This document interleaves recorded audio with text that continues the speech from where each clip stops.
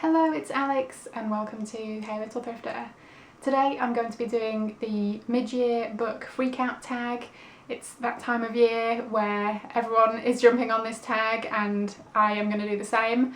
There are 13 questions and yeah, it's all about just kind of catching up on what we've read so far in 2020. So question 1 is best book you've read so far this year, and I had a glance back on my Goodreads and I've read quite a lot of 4-star books and a couple of 4.5 stars, but I've only rated one book so far 5 stars, and it is Strange Angels by Kathy Koja. It's about a character who becomes obsessed with some artwork and he finds out that it was created by a man diagnosed with schizophrenia, and he tracks him down and they form a friendship, but this relationship becomes obsessive and very intense. It's beautifully written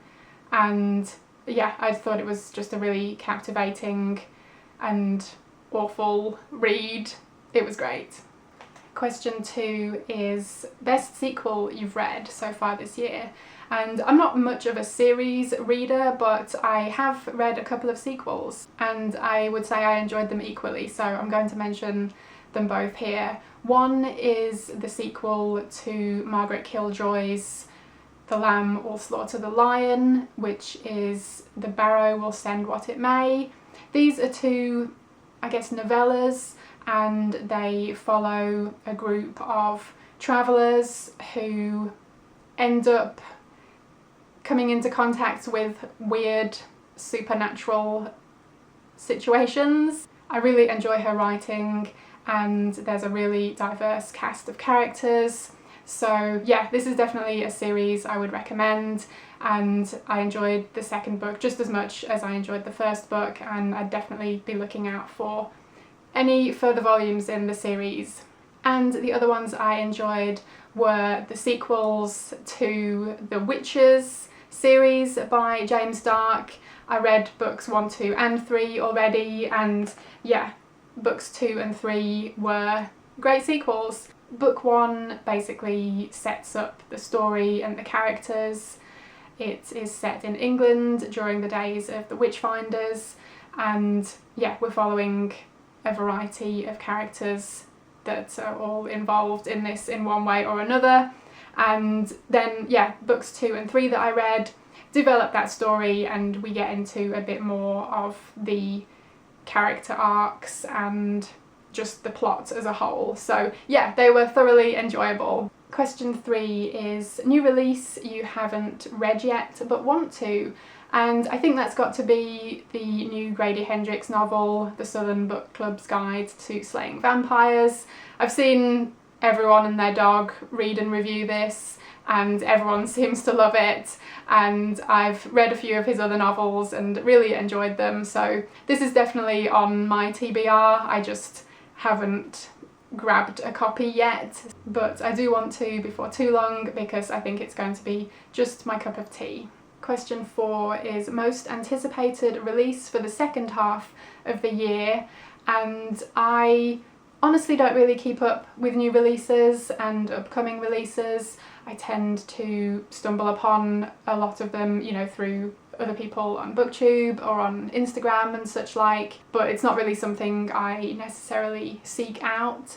But in order to answer this question, I did have a bit of a Google around to see if there was anything that I wanted to keep on my radar, and there was actually not 1 but 3 books that I'm actually really excited for, and I'm going to mention all 3. So first up is the Valancourt book of World Horror Stories.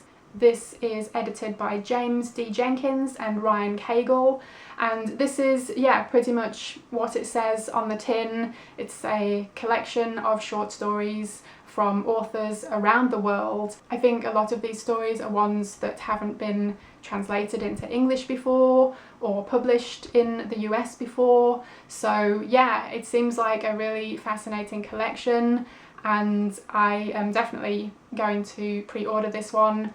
I think the general release for the book is December of this year, but pre-orders, I think it said they would be shipping in October. The next one is actually another anthology, and it is Weird Women, classic supernatural fiction by groundbreaking female writers from 1852 to 1923. It's a very long title. It is edited by Lisa Morton and Leslie S. Klinger. They are the co-authors of Monster, She Wrote, which is a non-fiction book all about female horror authors over the centuries. And I read that, really enjoyed it, and this kind of period that the stories are from in this collection is a period that, yeah, I have been wanting to read more from, so this seems absolutely perfect, right up my alley, and I'm definitely going to get my hands on a copy. Oh, and that one comes out in August. And the third book on my anticipated list is the newest novel by Chuck Palahniuk. It's called The Invention of Sound, and it's about a father who is looking for his missing daughter, and I believe she works in the film industry in Hollywood as like a sound effects person, and yeah, all of that hooked me in. I am a big fan of Chuck Palahniuk's writing. It has been some years since I've read anything by him, but there was a period in my life when he was definitely one of my favourite authors. So this is, I think, the first one of his in a while that has really piqued my interest. But yeah, this is one I'm also definitely going to pre-order, and I really look forward to reading it. It comes out in September. Okay, question 5 is biggest disappointment. And while I've only had one 5-star read, I have had a bunch of otherwise highly rated reads, so that's great. I've only had a few 2-star reads and no 1-star reads, so that's pretty great. I'm happy with that. And I'm going to mention 2 of my 2-star reads because they were both kind of equally disappointing. One of them is Bunny by Mona Awad. This one got a lot of hype, I think end of last year, beginning of this year, and people were really raving about it. The storyline sounded interesting, and the fact that people were talking about how weird it was really drew me in, and yeah, it was not good. It had its moments. I think there were some interesting elements in there, but honestly I thought the novel as a whole was just a bit of a mess. So definitely disappointing. And it's funny because I think one of my goals for reading in this year was to not get sucked into the hype of books that everyone seems to love, and yeah, I guess that little experiment confirmed that. And then the other disappointing read was The Uprising by Abigail McDaniels. This is a pseudonym for a husband and wife writing team, and this one had such a great premise and amazing artwork as well. And it's about a group of teenagers who form a suicide pact, and it turns out the reason they did so was because they thought they were going to be ascending to something and they were going to become all powerful, but that didn't happen, and so they are still kind of lingering on Earth and are determined to have their revenge. And yeah, it just sounded like it could be a really amazing and unique story, but it was just so meh. It was very bland. The characters were all just quite flat. The story got really repetitive, and yeah, it had its moments, but overall it was sadly a disappointment. Question 6 is biggest surprise, and mine has to be Rebecca Moon by Michelle Spence. One of the things I really enjoy about picking up kind of more obscure older titles that don't really have any or many reviews online is that you just never know what you're going to get. And yeah, some of them end up being like the previous one, The Uprising, and they're just not great, but some of them end up being real hidden gems like Rebecca Moon was.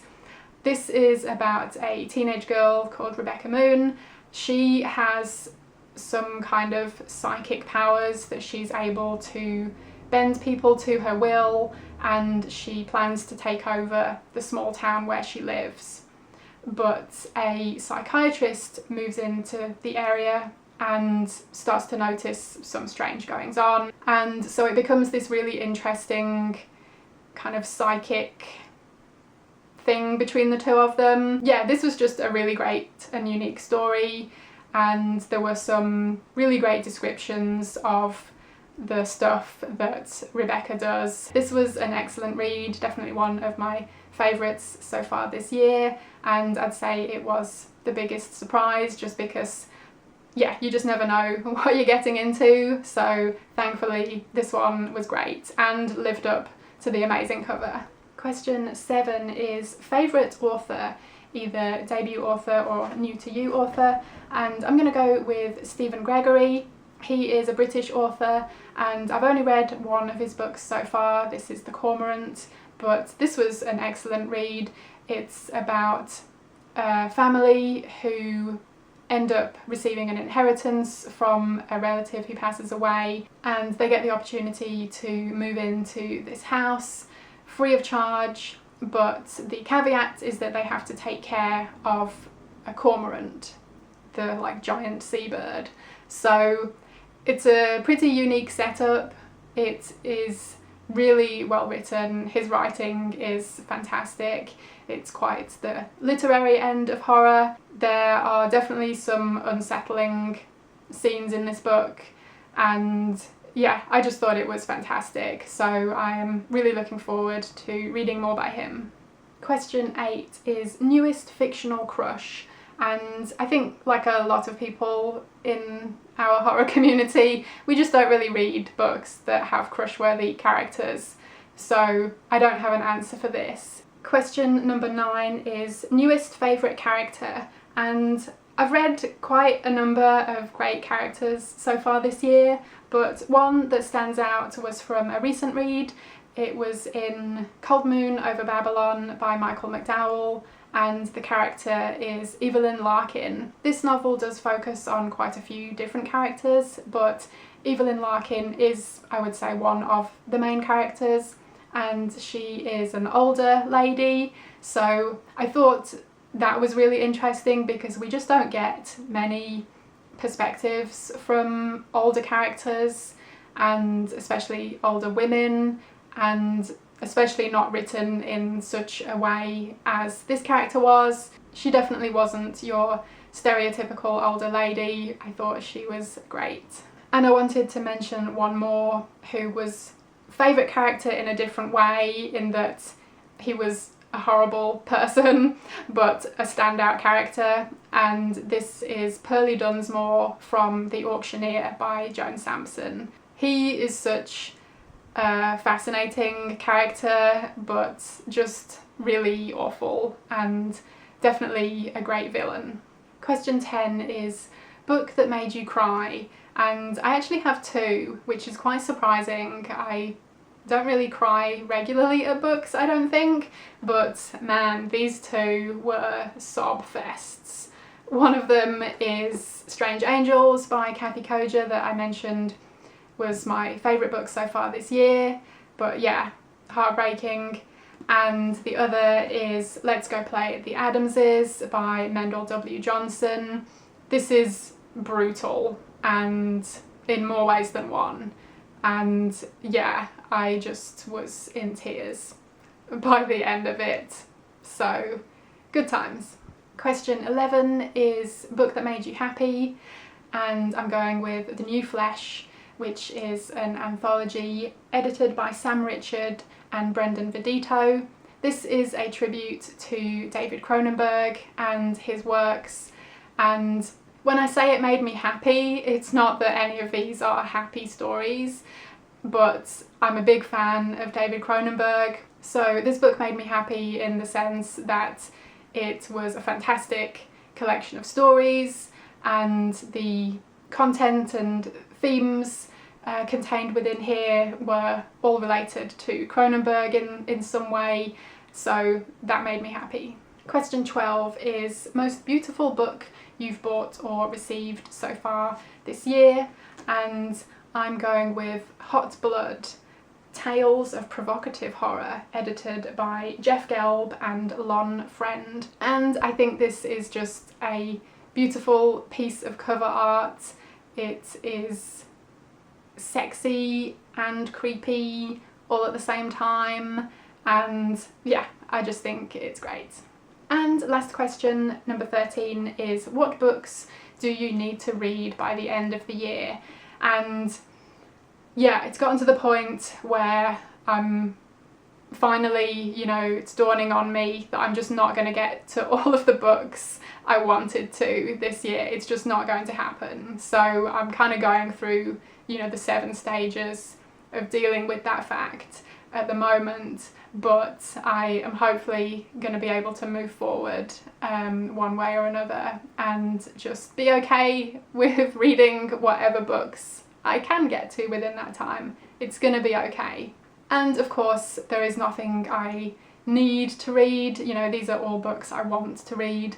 I just want to be able to consume them all right now. I guess some of the more priority books for me are ones on my If You've Got It, Read It list. This was a challenge created by the Spinebreakers. I will leave their video linked below if you aren't already familiar with it but still want to take part. We've still got 6 months, you could totally do it. But it is 24 challenges, each with, you know, a different prompt to try and get you to read books that you already have on your shelves. So I checked where I'm at this point, and I have read 11 of the 24 books, so I'm almost halfway, so I'm doing okay. I'm not too far off track, but one of the challenges that I haven't got to yet is to read like the biggest book on your shelves, and that's The Stand by Stephen King. And I just feel like if there's one book that's going to fall by the wayside, it's probably going to be that one. And I do still want to read it, but I just know I'm going to have to be in the right frame of mind to tackle such a big book, and I'm just not in that place right now. So we will see. Never say never. Hopefully I can still get to all of the other books on my If You've Got It, Read It list by the end of the year. And just one other piece of info I wanted to throw in here, even though it wasn't a question, but I was curious to see how many books I'd read so far this year. I don't do like a Goodreads challenge just because I feel like it would put pressure on me, but I checked on Goodreads and apparently I've read 50 books so far, which is more than I thought I'd read, so that's pretty cool. And I will say some of those books were like point horror books and other, you know, short, easy reads, so it's not like I've been reading many or even any chunkers. So anyway, 50 books, that's still cool, and I'm not going to put any pressure on myself to reach 100 by the end of the year, although it seems like it might be doable, so I guess we will see. So that was the mid-year book freakout tag. I have been really enjoying watching other people do this video, and if you haven't done it yet but would like to, then yeah, consider yourself tagged. I will leave the information in the description below. Thank you ever so much for watching. I hope you enjoyed it, and hopefully I will see you again in my next video. Bye!